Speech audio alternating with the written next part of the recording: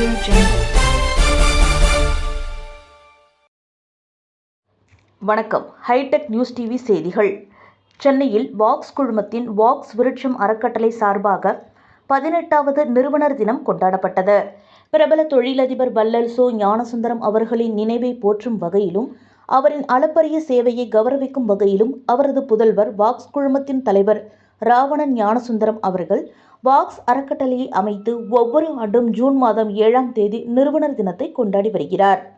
Walks நிறுவனர் தினத்தின் நோக்கமே தாழ்த்தப்பட்ட மற்றும் ஆதரவற்ற குழந்தைகளுக்கு உறுதுணையாக நின்று அவர்கள் கல்விக்கு உதவி வழங்குவதே ஆகும். முன்னதாக இந்நிகழ்விற்கு வாக்ஸ் குழும தலைவர் ராவணன் ஞானசுந்தரம் அவர்கள் தலைமை வகித்தார்.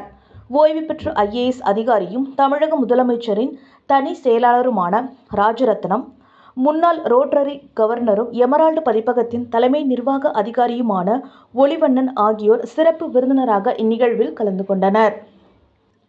இந்நிகழ்வில் வாக்ஸ் அறக்கட்டளை சார்பாக 600க்கும் மேற்பட்ட ஆதரவற்ற மற்றும் பார்வையற்ற பெற்றோரின் குழந்தைகளுக்கு கல்விக்கான நிதியுதவி வழங்கப்பட்டது.